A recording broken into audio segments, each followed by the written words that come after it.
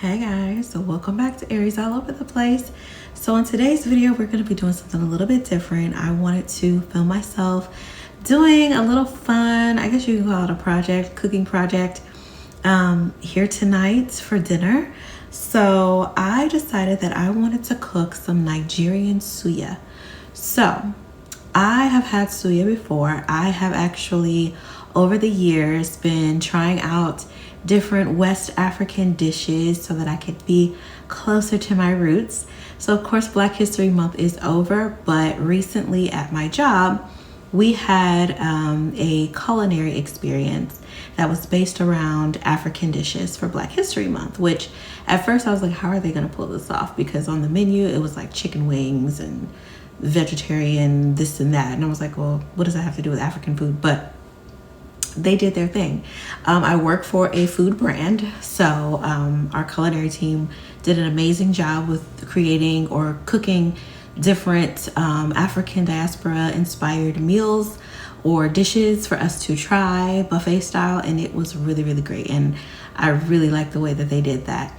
We also played Black History Trivia, which was all related to West African culture and Caribbean culture. There was not one question about slavery or Harriet Tubman or Martin Luther King. I love that too, right? So we had suya. And again, I've had it before in the past. There's an African restaurant here in Atlanta that I order from frequently. But I usually get egusi soup. That's my jam right there. So that's usually what I order, but I have ordered suya from there before. But the suya that we had at work was so good. I was like, oh, I gotta make this. So that's what we're trying tonight.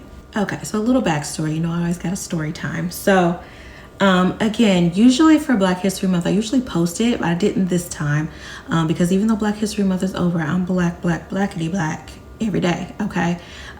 So it's not over for me. I still celebrate my culture and have been trying to do more research to get closer to my roots and figure out some things, because we all know that as African Americans and descendants of enslaved Americans, it is really hard and difficult for us to find that information. So over the years, I have been doing some research, and I have found a few things and found out a few things about my family and my ancestors. And one of those things that I did was get on Ancestry, and I did the DNA test that shows you all of the different countries and regions that your DNA heritage is from. For me, of course, it's mostly West African, so mostly Nigerian. Then after Nigeria is Congolese, and after that is Ghanaian. So those are my West African, the biggest percentages of my West African roots. There were a few other countries sprinkled in there, but for the most part, those were the big three. After that, it was lots of European. Now, I don't have any close great-grands or grands that are Caucasian or of European descent completely. Therefore, obviously, that big chunk of European heritage probably comes from rape. But, you know, that is the story of our people. And, you know, people say all the time, well, why don't you guys just forget about slavery and this and that? But literally my last name, which if you know me, you know what my last name is, comes from a plantation in Kentucky, a farm, so to speak, where my ancestors were enslaved. And most of y'all know, if you follow me, I go there every year. We go and we celebrate, because a lot of the descendants are still kicking and living, and we're on Black. And we go and we celebrate our family, you know. So my last name is my father's side of the family. And again, we go there every year, Labor Day weekend, to celebrate with one another. But I just want y'all to take a minute and think about what I just said, especially my white friends out there. Think about what I just said. Like, my last name is tied to a plantation. Most African American names, last names, are tied to their white owning counterparts or ancestors. So just think about that. Y'all want us to forget about slavery and don't bring it up, but it's literally attached to our identity.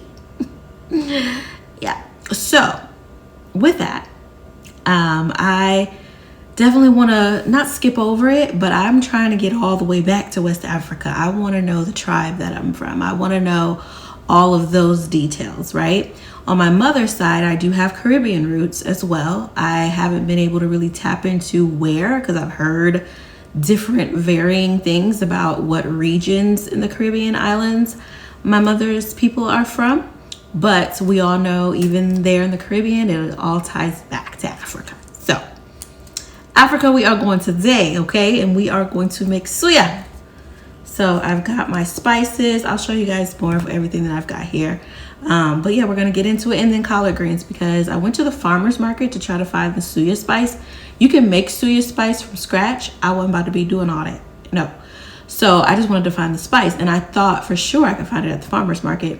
No, couldn't find it. So I ended up having to order it off Amazon. But anytime I go to the farmer's market, I always buy a huge bushel of collard greens, because collard greens is my favorite food.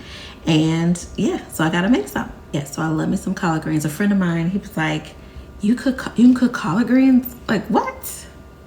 You don't know me, sir. What you mean, can I cook collard greens? What? Last time I made greens, they were so good, but I made them with pork sausage.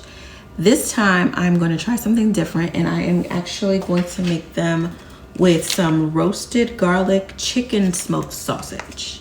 So this here is what is going to get cut up and put in my greens to flavor it up. Of course, I've got my own seasonings and things that I put in my greens as well, but that is the meat that I'm going to be using to flavor my greens. And we've got our beef here, which has already been rinsed. This is going to be for our suya. We've got our suya spice mix, plus some garlic powder, salt and pepper, some onions, a red onion, and I have a white onion too that I'm going to chop up, and you kind of garnish it with the onions and tomatoes. So that's what we're going to do with that, and cucumber. So I got a cucumber here that I'm also going to chop up. But first, we got to get on these greens, because it's going to take the longest to cook. So I'm going to get them off of the stems, wash them, cut them up, wash them again, and then get them cooking, and then we will move on to our beef.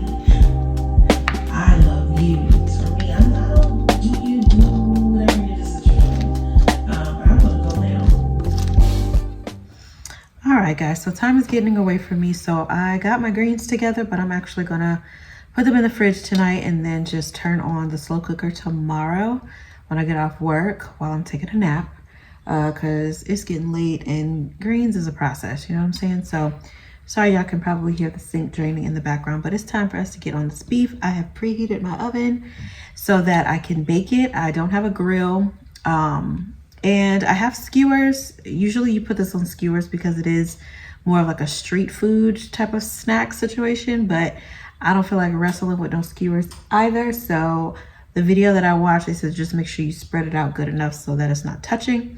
So that's what I will make sure that I'm doing. So I've got my spice already together, because like I said, I was not about to, what do you call it? Create it myself or from scratch. I don't have time for that. But I do have some other seasonings like salt and pepper and some garlic powder that I'm gonna mix with it, because we're gonna put it at the bottom of the pan so that we can coat the beef and spread it out. But first I'm gonna put some vegetable oil in my beef and mix it up really good with some salt, and massage it so that it's a little tenderized, and then I will start with the spice part.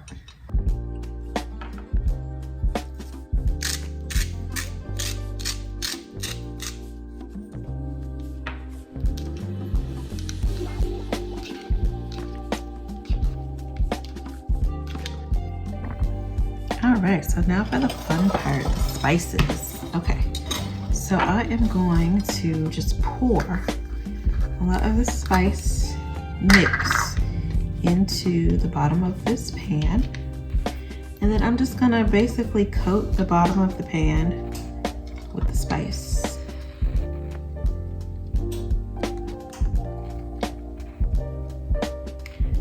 When we drop the meat in, we want the meat to be covered. So I'm gonna save a little bit so that I can put more on top of it after I put the meat in, because we're gonna just coat it almost like you're coating some chicken or something. You want it to be fully covered. All right, so I'm also going to add my garlic powder, generous amount. That, some more salt,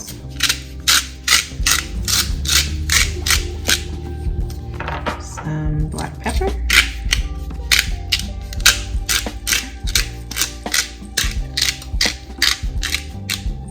and I put adobo seasoning literally on everything, so it's going in here too. All right, so I'm gonna put some adobo. All right, and then I'm gonna mix it up more. All of the spices, mix it and spread it out again. All right, and now I'm just going to take my beef and like just lay it in like one piece at a time so that I can make sure I'm coating it good with the mix, spreading it out. Because it does get a little spicy now. It does pack some heat. So I ain't trying to kill myself now with the spice, but now let's go ahead and lightly coat it. We don't want it to be like wet, even though that's what it's given right now, but I'm gonna put more powder on it. And we already put the oil on it too. So some recipes that I saw put the oil on after coating, which still gave it this texture. So we're not too far off with the texture of the coating because we just did it first. All right, so now I'm gonna coat it some more, toss it around. All right. So that is all good to go. We are gonna put this in the oven for about 15-20 minutes and it should be good to go. And then in the meantime, we will cut up our veggies.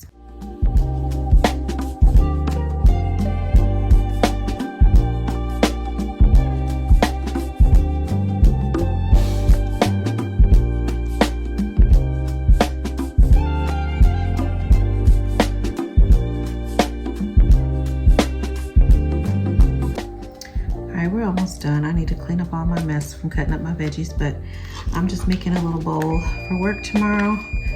For lunch, I got this chili oil that I did get from the farmer's market too. It is so good. My sister had told me that the Dollar Tree had the chili oil, and I did get a can from there, but it tasted like straight paper. It didn't taste like anything. But this one right here, it's so good. I'm gonna be so tempted to bite it tonight, but I'm not going to. This is for lunch tomorrow. So I'm just going to put a lid on that, shake it up, and that will be lunch. And I'll probably take a tuna pack with me to put in there as well. All right, y'all, look at that.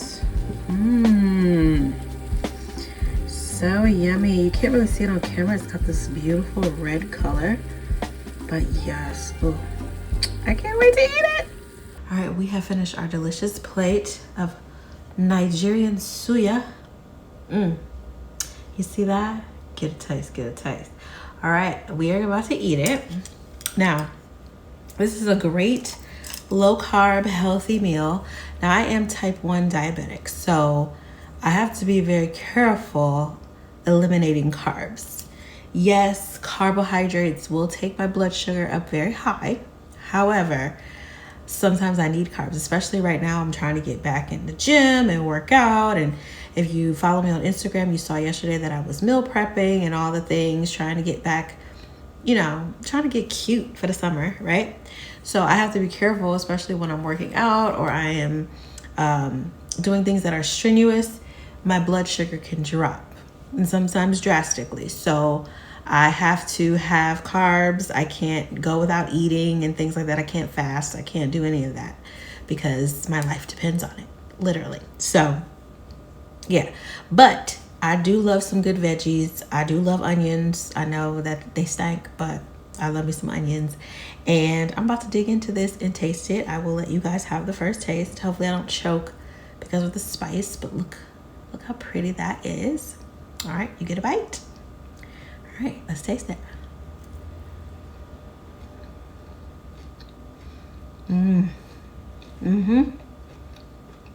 Yeah, that's good. Spicy. Woo! That's spicy. That's another reason why when you have these veggies to help hydrate them. That mix, that cucumber with the beef, so good.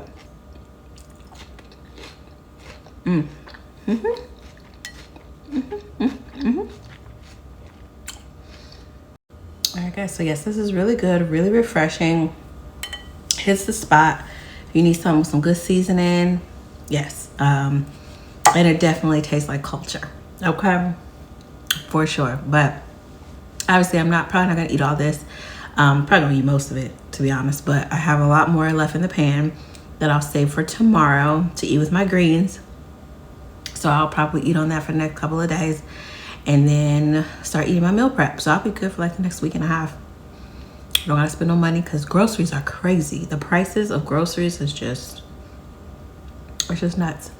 But anyway, thank y'all for watching and indulging in my activity of learning a new recipe and trying it out for myself without ordering it from Uber Eats. This would have cost me at least $45, $50 to be delivered by Uber Eats from the African restaurant. So now I can make it myself. Total, this was all less than $20. So yeah, so I enjoyed it. Thank y'all for entertaining me by watching. I hope I entertained you. Make sure you subscribe to the channel for Aries all over the place. Many more vlogs to come, many more TV show reviews, all the things. And yeah, I'll see you guys later. Bye.